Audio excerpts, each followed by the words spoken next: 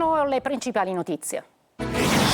Oggi il rientro di Sant'Agata dopo una lunga processione, la salita di San Giuliano, cominciata alle 11 il canto delle monache, il rientro alle 13 in cattedrale, fra la fede e la commozione dei devoti. Il giro interno di Sant'Agata, tutto l'insegna della sicurezza nella notte, rallentato dal maltempo, la diretta attraverso Devoti Tutti, sulle nostre reti su Sicilia Web ha documentato tutti i giorni della festa. L'altra faccia della celebrazione, ora si lavora per rimuovere tonnellate di cera e segatura, chiusi un tratto di Vietnè via Caronda, le operazioni di bonifica dureranno 3 giorni. Ponte sullo Stretto di Messina, il Consiglio dei Ministri ha confermato l'intenzione di realizzarlo, ma sulla scelta dell'esecutivo scoppia una nuova bufera politica. Il report di Lega Ambiente sulla raccolta differenziata boccia in parte la Sicilia, maglia nera per Palermo e Catania, dati positivi invece per Messina, comune virtuoso, rifiuti free. Calcio, domani alle 17:15 il Palermo in campo al Barbera contro l'Empoli, probabile l'esordio dell'ultimo arrivato Dennis Johansen. Calcio, ancora venerdì di riposo per il Catania che tornerà ad allenarsi domani mattina, martedì prossimo appuntamento di campionato al Massimino contro l'Audace Cerignola.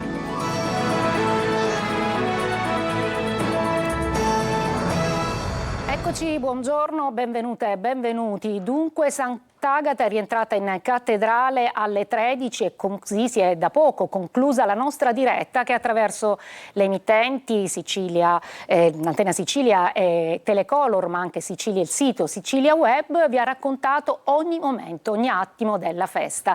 Ci colleghiamo con Lorena Dolci che è ancora a Piazza Duomo e dunque a te Lorena. Grazie Giusy, come dicevi tu, un giro lunghissimo. Sant'Agata è rientrata soltanto a luna, come ormai da dire la verità accade negli ultimi anni. La piazza che era riempita all'inverosimile di devoti si è svuotata, lo vedete, rimangono le transenne nel corridoio interno e anche c'era una robusta presenza di forze dell'ordine che hanno accompagnato questa festa all'insegna della sicurezza e spesso hanno proprio accompagnato il cordone. È una festa che è andata avanti, questa processione del giro interno, per molte ore. C'era un'allerta gialla che però non si è verificata perché il vento, le raffiche di vento annunciate non ci sono state e che si è dispiegata con grande lentezza, come hanno sottolineato tanti. Ma vediamo una sintesi nel giro interno in questo servizio.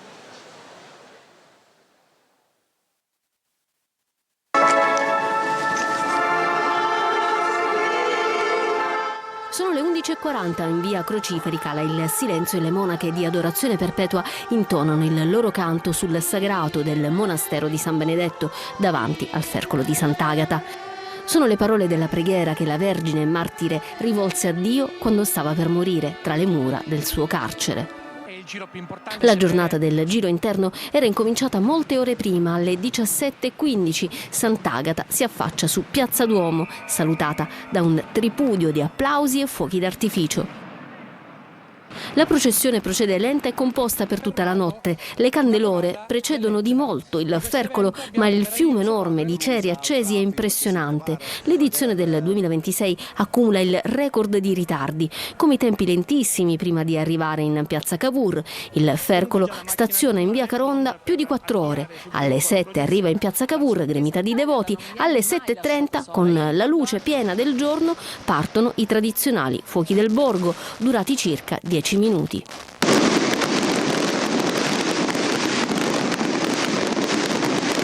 Poi il lento arrivo del fercolo ai 4 canti, dove si discute per diversi minuti sulla possibilità di effettuare la salita di San Giuliano. La strada è bagnata per via della pioggia e ancora molto scivolosa per via della cera. Alle 10:30 Capovara e Questore danno l'ok ufficiale per affrontare la salita di San Giuliano, uno dei momenti più attesi e preoccupanti del rientro. E qui, in cima alla salita, che l'arcivescovo Renna canta l'inno a Sant'Agata. Tu che splendi in paradiso. Alle 11 parte la salita a passo lento. Chiaramente a passo, molto lenta. Bellissimo, lo stuolo che non si è svuotato nella parte alta. 5 minuti dopo l'arrivo all'angolo con via Crociferi. Per tanti disastri, incidenti Abbiamo visto alcuni dei momenti più belli di questa lunghissima giornata. Fra le novità c'è stato il discorso, l'intervento che Madre Superiora delle Monache, Madre Cecilia, ha voluto fare, alzando la voce chiara e forte anche da parte di queste monache che rimangono tutto l'anno a pregare per noi, e che ha voluto rivolgersi al popolo di Agate. E poi il fatto che nelle prime ore della mattinata, ancora prima dell'alba, c'è stato un acquazzone, sia pure breve, che però ha reso sdrucciolevole le strade, anzi soprattutto la salita di San Giuliano, e quindi alcune candelore sono state bloccate, altre invece erano già partite e quindi non si sono fermate e hanno raggiunto la sommità. E poi i ritardi naturalmente sottolineati da più parti e anche dal sindaco Trantino. Sentiamo il suo commento a proposito di questi fuochi fatti alle 7:30, cioè ormai quando già c'è piena luce. Stamattina si è discusso moltissimo sulla dilatazione della festa, sulle ore, su questa processione che è diventata lunghissima, i fuochi sparati al borgo alle 7:30. Allora, io non voglio anticipare nulla, però è chiaro che a questo punto, come soggetto che deve anche limitare i costi rispetto a iniziative che non hanno alcun senso, ma se continua così, continuiamo a fare fuochi che nessuno vede?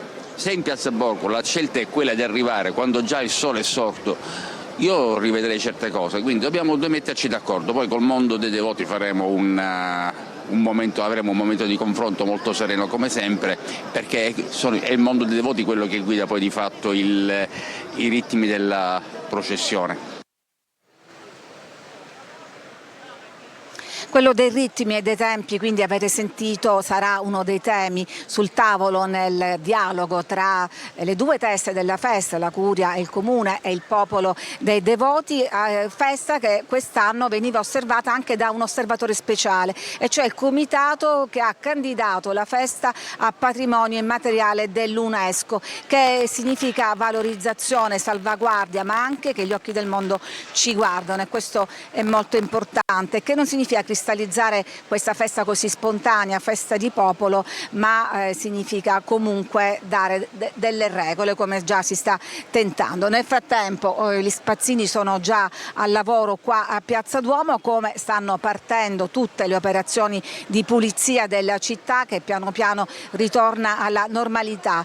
Da Piazza Duomo è tutto, lancio il servizio e poi la linea può tornare alla regia.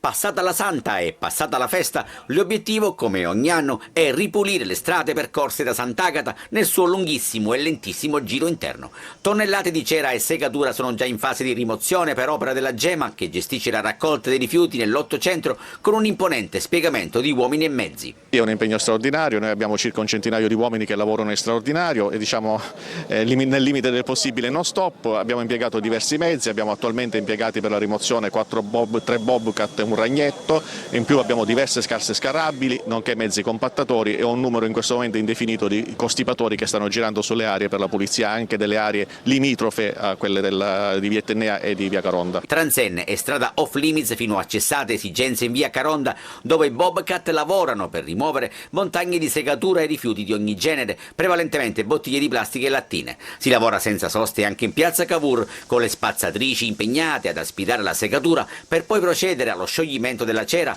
che in alcuni casi viene rimossa anche manualmente con l'utilizzo di pale. Sul fronte della viabilità, il primo step sarà la pulizia e la contestuale riapertura al traffico di via Etnea all'altezza di piazza Cavour. Sicuramente nella giornata di oggi non riusciremo a fare questo, anche perché occorrerà fare il grip test prima di aprire, però contiamo insomma di poterlo fare nel più breve tempo possibile. Per tornare alla normalità serviranno alcuni giorni e un po' di pazienza.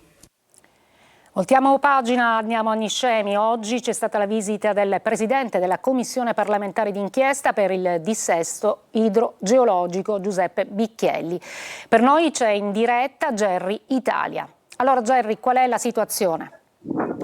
Allora partiamo dai primi dati tecnici, perché si è appena concluso l'ennesimo sopralluogo aereo da parte dei vigili del fuoco sul fronte frana.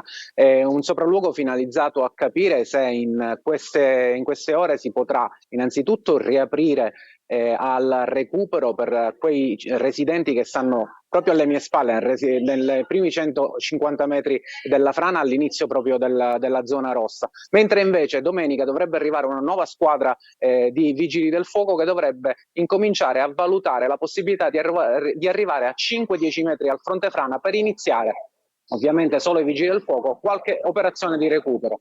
Oggi purtroppo è caduto un altro pezzo delle fondamenta alla biblioteca Marziano e come stiamo vedendo dalle immagini è arrivato questa mattina Pino Bicchielli, che è il presidente della commissione parlamentare di inchiesta sul rischio idrogeologico, ha voluto fare un sopralluogo proprio in zona rossa, come stiamo vedendo, assieme al sindaco Massimiliano Conti, ai vigili del fuoco e alle forze di polizia.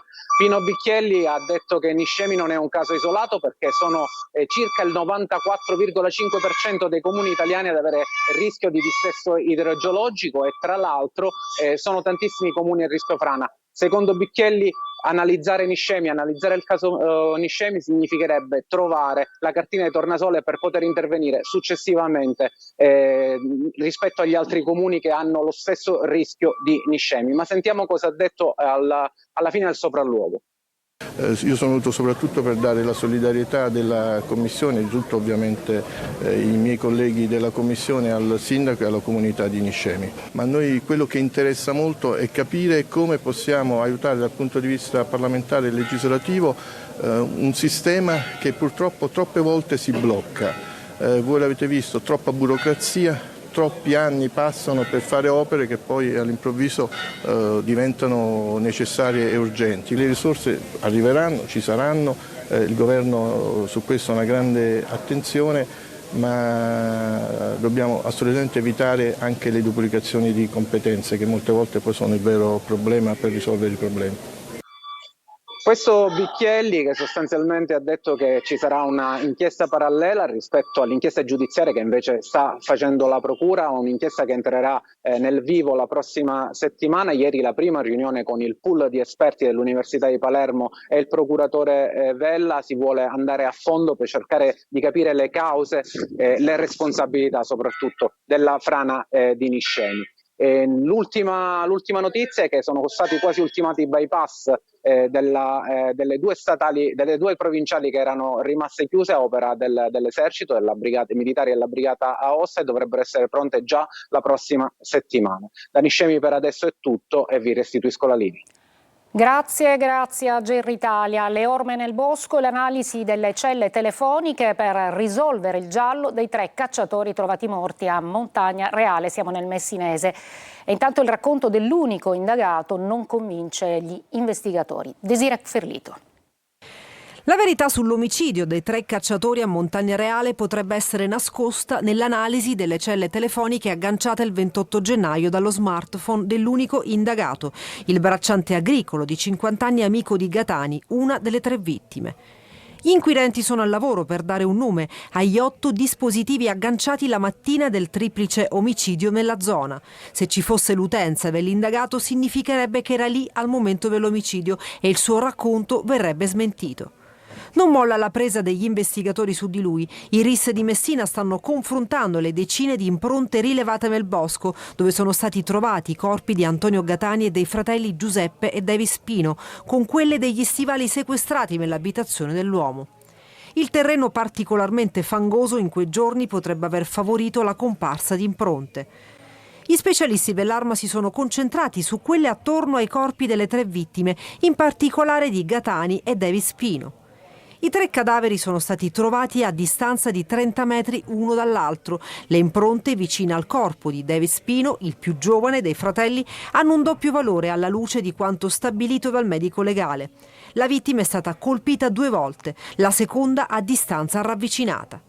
Quel che è certo è che il racconto dell'indagato non convince gli investigatori e che sono ancora troppi i punti oscuri attorno a questa vicenda. Slitterà probabilmente di 2 anni la costruzione del ponte sullo Stretto di Messina. Il Consiglio dei Ministri ha confermato l'intenzione di realizzarlo, ma sulla nomina dell'esecutivo è già polemica politica. Sentiamo Manlio Viola. Il ponte sullo stretto si farà, ma l'intero cronoprogramma slitta di 2 anni. L'avvio dell'opera potrebbe avvenire non più nel 2026 ma nel 2028. Il Consiglio dei Ministri nella seduta di ieri ha confermato l'intenzione di realizzare l'infrastruttura, ma ha rivisto il programma introducendo 3 fasi di confronto con la Corte dei Conti per superare i rilievi dei magistrati contabili. Al tempo stesso ha spostato in avanti il finanziamento. 780 milioni di euro previsti quest'anno sono stati spostati in finanziaria su altri fondi di spesa, ma verranno recuperati con finanziamenti da 320 milioni nel 2032, da 460 nel 2033. Nessun disimpegno delle somme invece per destinarle ai danni del ciclone Harry e alla frana di Niscemi, come chiede insistentemente la sinistra. Immediata la bufera politica. Per il Movimento 5 Stelle è l'ennesima presa in giro. L'opera non si farà mai e si spostano in avanti le scadenze per arrivare alle elezioni, con la chimera del ponte ancora attiva. Per il PD il tentativo di forzatura è stato sventato e il governo ha dovuto rinunciare sia al commissario straordinario che alla norma che comprimeva i poteri della Corte dei Conti. Dovrà confrontarsi con i magistrati contabili. Ma il ministro Salvini insiste e nega che lo slittamento sia pari a 2 anni. Abbiamo recuperato in 3 anni e mezzo di lavoro un ritardo di anni sul ponte e la sua realizzazione. I passaggi imposti dalla Corte dei Conti non sono richiesti da alcuna legge, ma li faremo ugualmente. Si tratterà di uno slittamento di qualche mese, non certo di 2 anni. I carabinieri di Catania hanno fermato un 27enne che aveva nascoste addosso 2 dosi di cocaina e 2.000 euro. Da una perquisizione domiciliare i carabinieri hanno scoperto nella sua abitazione a Vaccarizzo, nel catanese, quasi 1 chilo di cocaina, nascosta appunto nel cassetto di un mobiletto della cucina. La droga sul mercato avrebbe fruttato guadagni per più di 50.000 euro, poi destinati ovviamente sarebbero arrivati a organizzazioni malavitose sul territorio. E dopo 3 giorni continua a bruciare l'impianto di trattamento dei rifiuti plastici di Campofelice di Roccella, in provincia di Palermo. I vigili del fuoco sono ancora in azione per spegnere i focolai che sono stati alimentati la scorsa notte dal forte vento che si è battuto nel capoluogo in provincia. Breve pausa e poi dopo ci occuperemo perché sempre più giovani sono dipendenti da alcol e droga.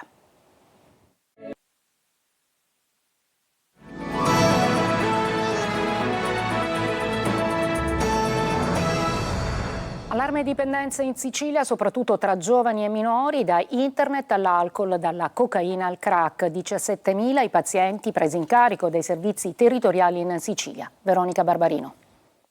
Dipendenza da internet e videogiochi, dipendenza affettiva, ludopatia, abuso di alcol, cocaina e crack. Sono le nuove forme di disagio, con capofila alcol e sostanze stupefacenti, in crescita soprattutto tra i giovani. In Sicilia, secondo gli ultimi dati, sono circa 17.000 i pazienti presi in carico dai SERD. Tra i 14 e i 19 anni, infatti, l'alcol apre la porta d'ingresso alle dipendenze, in 80 casi su 100. A seguire l'uso di cannabis, cocaina e crack. Abbiamo registrato un peggioramento nella diminuzione dell'età di consumo e nella tipologia dei consumatori, che sono tantissimi policonsumatori, un consumo che si è diversificato negli ultimi anni e che ha creato una cosa fondamentale, e cioè che i ragazzi sono più disregolati, entrano in crisi più facilmente. È emergenza crack in tutto il territorio siciliano.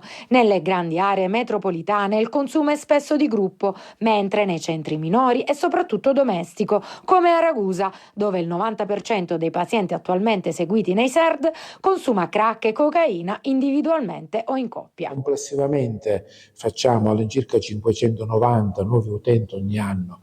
I numeri vedono negli ultimi anni un aumento importante di minori e questo aumento di persone che richiedono il nostro aiuto per cocaina e crack, che non c'è stato mai. Un quadro poco rassicurante, dove però prevenzione, presa in carico precoce tra SERD, centri di pronta accoglienza e comunità terapeutiche possono fare la differenza. Il Tribunale di Palermo ha rigettato l'appello della Procura contro l'ordinanza del giudice per le indagini preliminari che aveva respinto la richiesta degli arresti domiciliari per una delle accuse contestate all'ex governatore della Sicilia Salvatore Cuffaro, coinvolto in un'inchiesta su comitato d'affari che gestiva concorsi pubblici e nomine dei manager nella sanità. Ci occupiamo adesso di raccolta differenziata, il report di Lega Ambiente, in parte boccia appunto la Sicilia, maglia nera per Palermo e Catania, va bene invece per Messina, che è la prima nell'isola per numeri e la sesta in Italia. Marco Gullà.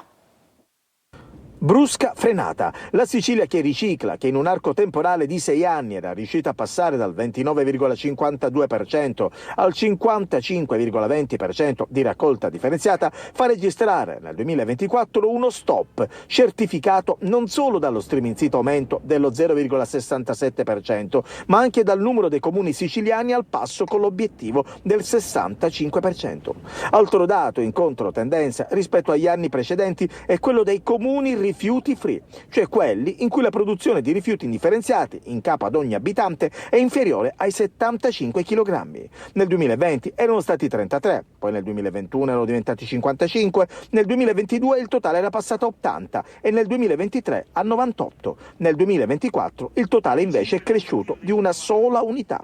Le note dolenti permangono quelle delle città di Palermo con il 17,31% e Catania con il 33,55%. Da sottolineare invece la costante crescita di Messina, che dal 55% passa al 58,57%, risultando prima in Sicilia e sesta in Italia fra le grandi città per percentuale di differenziata. Per Legambiente la frenata della Sicilia sulla raccolta differenziata è il frutto avvelenato di una campagna di propaganda miope incentrata esclusivamente sulla costruzione di inceneritori. Breve pausa e poi la pagina dello sport, il calcio con gli impegni di Palermo e Catania.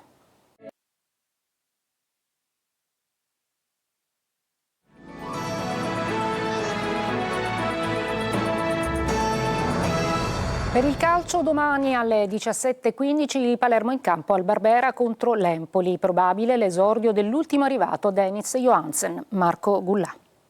Continuità è quella che il Palermo vuole perseguire per mettere pressione alle prime in classifica. Domani pomeriggio contro l'Empoli al Barbera i rosenero vogliono centrare un'altra vittoria per approfittare dello scontro diretto tra prima e seconda della classe, Frosinone-Venezia. Al Barbera ci sarà anche il ritorno da ex di Alessio Dionisi, tecnico dei toscani. Per lui, eufemismo questo, non ci sarà una grande accoglienza. Inzaghi sa bene che febbraio è un mese cruciale per il campionato. Il Palermo è ancora aggrappato al treno della promozione diretta, ma non può permettersi passi falsi. Subito spazio al principale rinforzo del mercato invernale. Johansen è pronto a fare il suo debutto da titolare, favorito dall'assenza per squalifica di Palumbo. Magnani dovrebbe rientrare tra i convocati. In settimana è tornato ad allenarsi con il gruppo. Ancora ai box invece Rui Modesto fermo per un problema fisico. Il suo rientro è previsto tra una decina di giorni. Assieme a Johansen sulla tre quarti dovrebbe esserci Gyasi in leggero vantaggio sull'Eduaron. In difesa conferma per il trio Peda, Bani e Ceccaroni. Empoli con Ilie, Spendi e Popov in avanti. Domani fischio d'inizio alle 17:15. Venerdì di riposo per il Catania che tornerà ad allenarsi domani mattina. Martedì prossimo appuntamento di campionato al Massimino contro l'Audace Cerignola. Sergio Colosi. Venerdì di insolito riposo per il Catania. Il rinvio del derby contro il Trapani a mercoledì 18 febbraio ha spinto il tecnico toscano a cambiare programma. Così la squadra tornerà ad allenarsi sabato, proseguirà domenica e lunedì la rifinitura. 3 sedute di mattina in vista dell'incontro di martedì prossimo alle 20:30 al Massimino con l'Audace Cerignola. Per il Catania il Tour de Force, turno infrasettimanale compreso, è soltanto rinviato di qualche giorno rispetto alle altre formazioni. I rossazzurri infatti sabato 14 febbraio giocheranno il derby al De Simone con il Siracusa, prima di quello casalingo contro il Trapani, 2 avversari disperati in attesa delle rispettive penalizzazioni. Complessivamente 3 sfide in 9 giorni per chiarire meglio il futuro e mettere in pratica la voglia di riscatto maturata nello spogliatoio dopo lo stop di Potenza con il Sorrento. Catania è chiamato a riprendere la corsa in attesa degli scontri diretti di marzo. Contro il Cerignola pronto al rientro Casasola, mentre non ci sarà Miceli, fermato per una giornata dal giudice sportivo. Carnielutti potrebbe agire da centrale, con Celli e Ierardio Allegretto ai lati. Non si escludono novità a centrocampo in attacco, perché l'ultimo Catania non è proprio piaciuto. Dopo l'analisi ora servono i fatti, anche perché il Benevento non sembra dare segnali di cedimento. È tutto, grazie per l'attenzione e buon pomeriggio.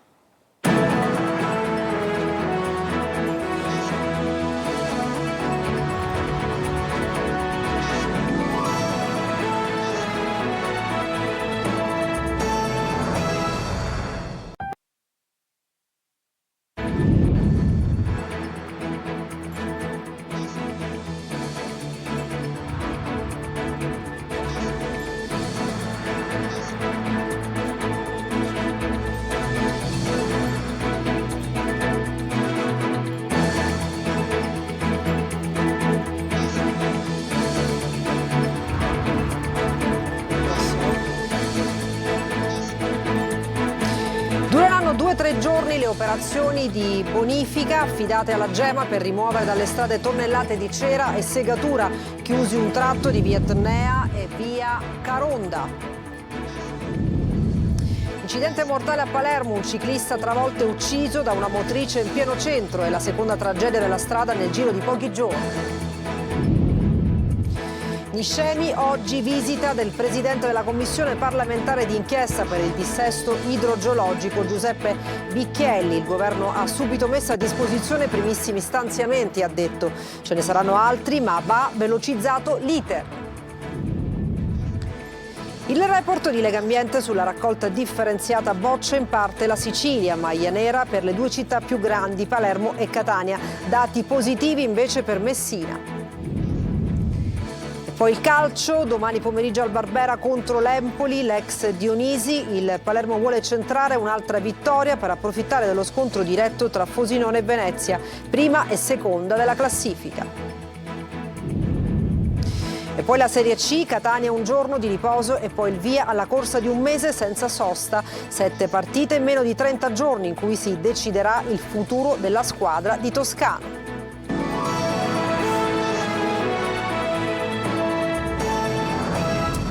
Bentrovati al TG Sicilia, si è concluso dopo una lunga processione di quasi 20 ore il giro interno, ultimo appuntamento della festa di Sant'Agata che all'1 di questo pomeriggio ha salutato i suoi devoti.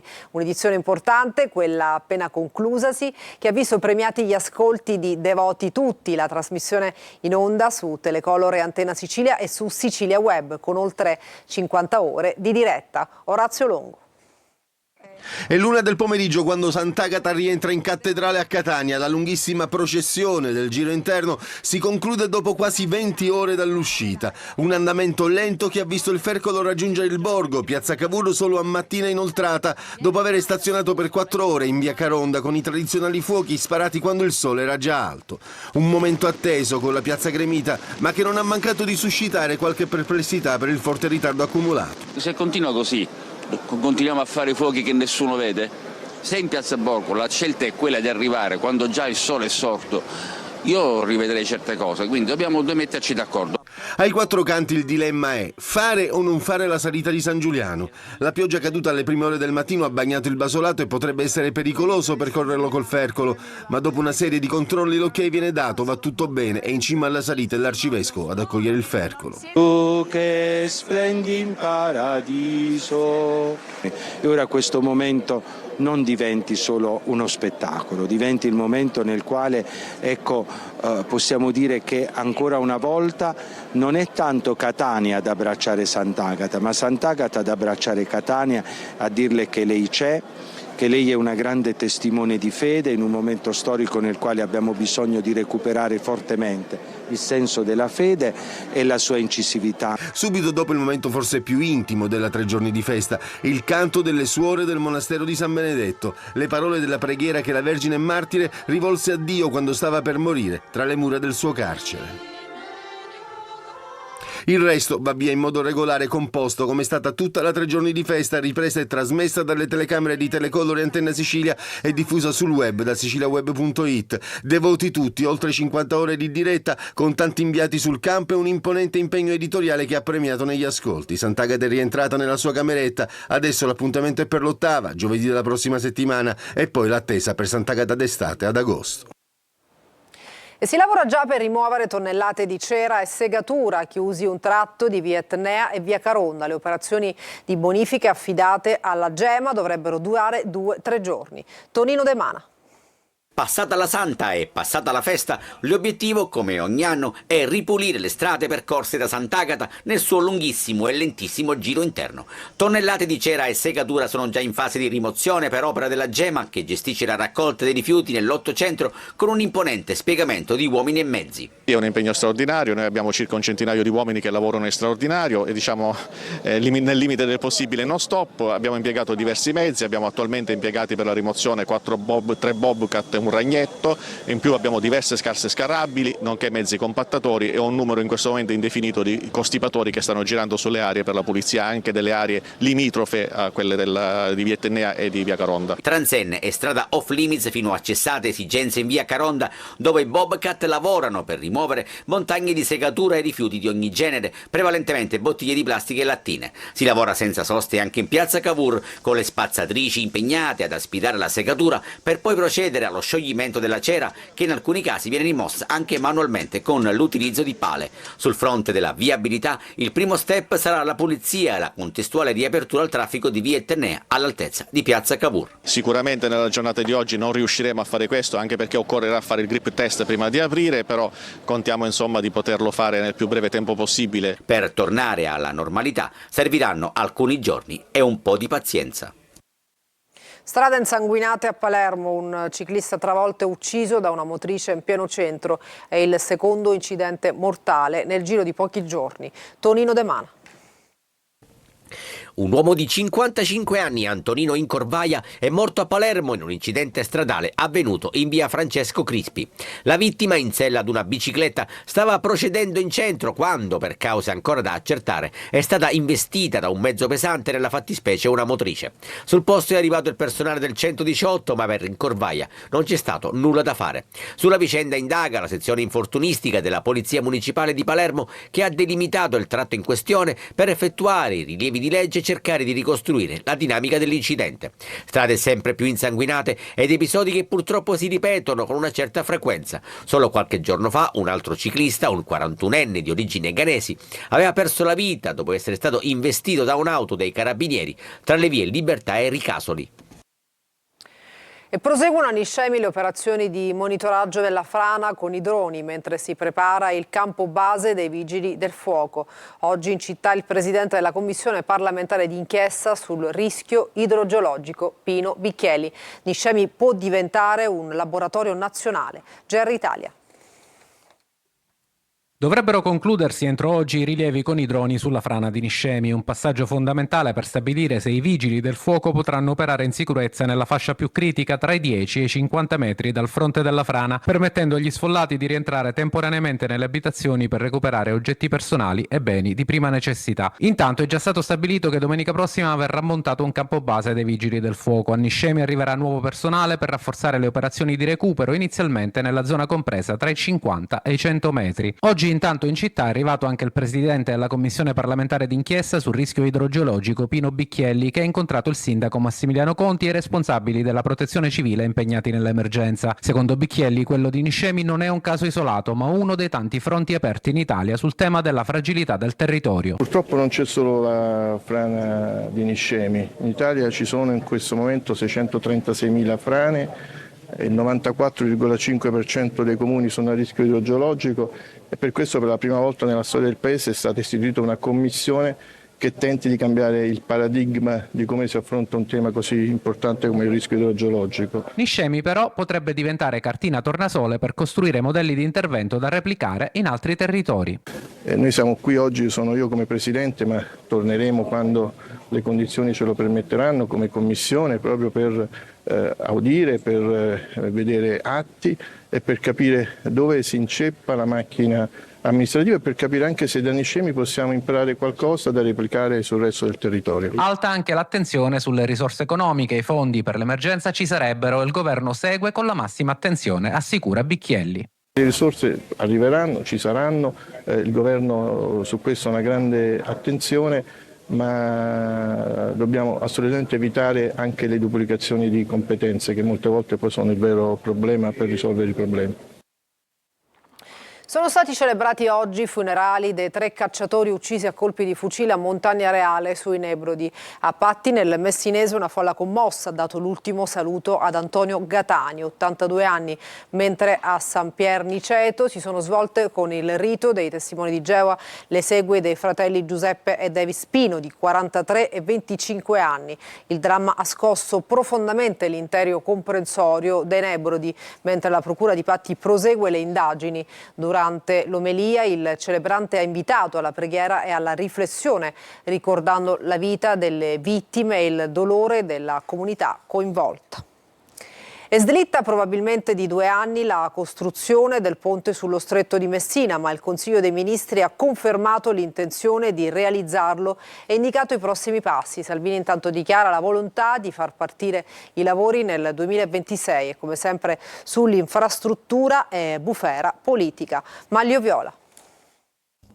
Il ponte sullo Stretto si farà, ma l'intero cronoprogramma slitta di 2 anni. L'avvio dell'opera potrebbe avvenire non più nel 2026 ma nel 2028. Il Consiglio dei Ministri nella seduta di ieri ha confermato l'intenzione di realizzare l'infrastruttura, ma ha rivisto il programma introducendo 3 fasi di confronto con la Corte dei Conti per superare i rilievi dei magistrati contabili. Al tempo stesso ha spostato in avanti il finanziamento. 780 milioni di euro previsti quest'anno sono stati spostati in finanziaria su altri fondi di spesa, ma verranno recuperati con finanziamenti da 320 milioni nel 2032, da 460 nel 2033. Nessun disimpegno delle somme invece per destinarle ai danni del ciclone Harry e alla frana di Niscemi, come chiede insistentemente la sinistra. Immediata la bufera politica. Per il Movimento 5 Stelle è l'ennesima presa in giro. L'opera non si farà mai e si spostano in avanti le scadenze per arrivare alle elezioni, con la chimera del ponte ancora attiva. Per il PD il tentativo di forzatura è stato sventato e il governo ha dovuto rinunciare sia al commissario straordinario che alla norma che comprimeva i poteri della Corte dei Conti. Dovrà confrontarsi con i magistrati contabili.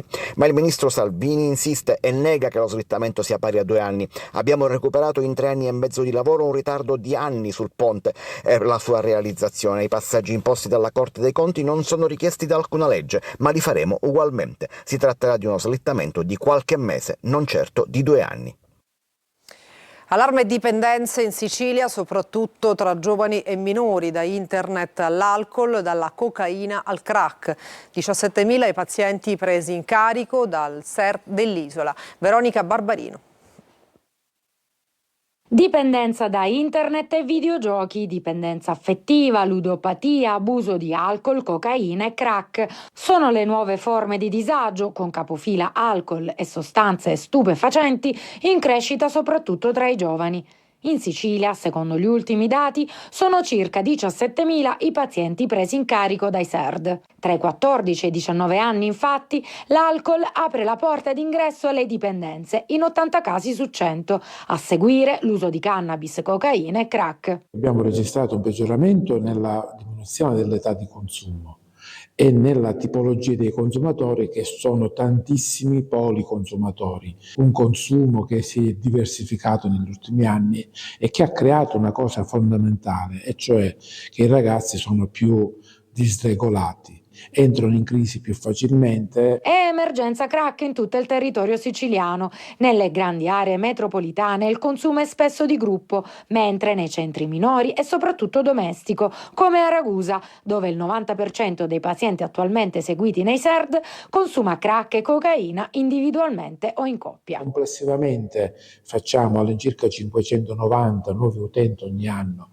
I numeri vedono negli ultimi anni un aumento importante di minori e questo aumento di persone che richiedono il nostro aiuto per cocaina e crack, che non c'è stato mai. Un quadro poco rassicurante, dove però prevenzione, presa in carico precoce tra SERD, centri di pronta accoglienza e comunità terapeutiche possono fare la differenza. Raccolta differenziata, il report di Legambiente non è positivo per la Sicilia, bocciata in parte, maglia nera per Palermo e Catania. Va bene invece Messina, che è la prima dell'isola per numeri, ma soprattutto occupa il 6° posto a livello nazionale. Marco Gullà. Brusca frenata. La Sicilia che ricicla, che in un arco temporale di 6 anni era riuscita a passare dal 29,52% al 55,20% di raccolta differenziata, fa registrare nel 2024 uno stop, certificato non solo dallo striminzito aumento dello 0,67%, ma anche dal numero dei comuni siciliani al passo con l'obiettivo del 65%. Altro dato in controtendenza rispetto agli anni precedenti è quello dei comuni rifiuti free, cioè quelli in cui la produzione di rifiuti indifferenziati in capo ad ogni abitante è inferiore ai 75 kg. Nel 2020 erano stati 33, poi nel 2021 erano diventati 55, nel 2022 il totale era passato a 80 e nel 2023 a 98. Nel 2024 il totale invece è cresciuto di una sola unità. Le note dolenti permangono quelle delle città di Palermo con il 17,31% e Catania con il 33,55%. Da sottolineare invece la costante crescita di Messina, che dal 55% passa al 58,57%, risultando prima in Sicilia e sesta in Italia fra le grandi città per percentuale di differenziata. Per Legambiente la frenata della Sicilia sulla raccolta differenziata è il frutto avvelenato di una campagna di propaganda miope incentrata esclusivamente sulla costruzione di inceneritori. E adesso una pausa, tra poco lo sport.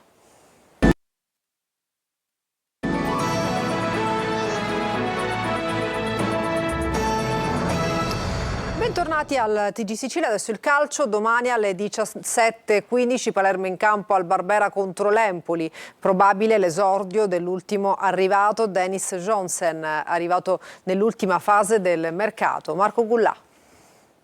Continuità è quella che il Palermo vuole perseguire per mettere pressione alle prime in classifica. Domani pomeriggio contro l'Empoli al Barbera i rosenero vogliono centrare un'altra vittoria per approfittare dello scontro diretto tra prima e seconda della classe, Frosinone-Venezia.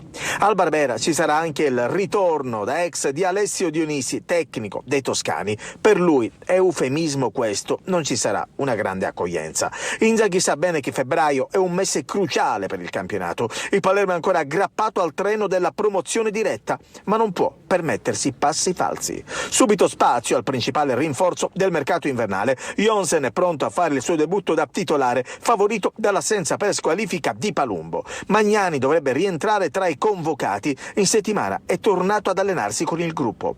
Ancora ai box invece Rui Modesto fermo per un problema fisico. Il suo rientro è previsto tra una decina di giorni. Assieme a Johnsen sulla tre quarti dovrebbe esserci Gyasi in leggero vantaggio sull'Eduaron. In difesa conferma per il trio Peda, Bani e Ceccaroni. Empoli con Ilie, Spendi e Popov in avanti. Domani fischio d'inizio alle 17:15. Un altro bel banco di prova, è complicato come tutte le partite in Serie B, però insomma dobbiamo dare continuità alla prestazione di Bari, dove la squadra chiaramente è cresciuta, ha interpretato la partita come piace a me e domani davanti alla nostra gente dobbiamo ripetere lo stesso tipo di gara.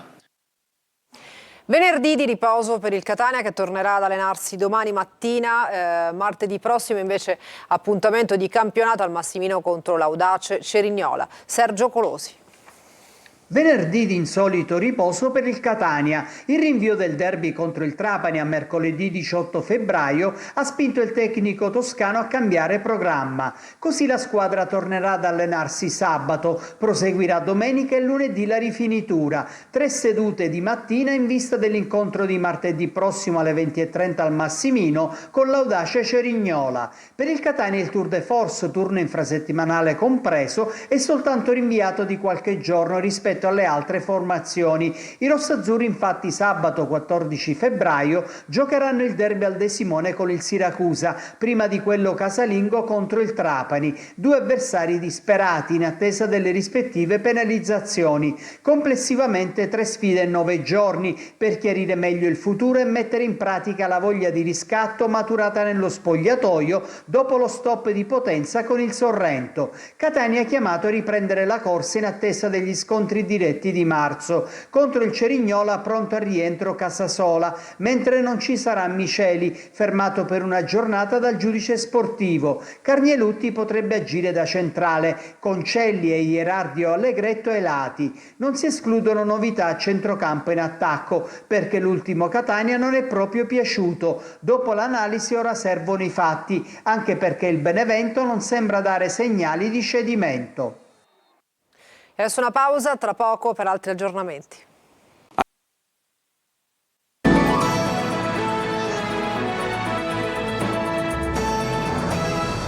E per questa edizione non ci sono altri aggiornamenti, grazie per averci seguito e buona serata.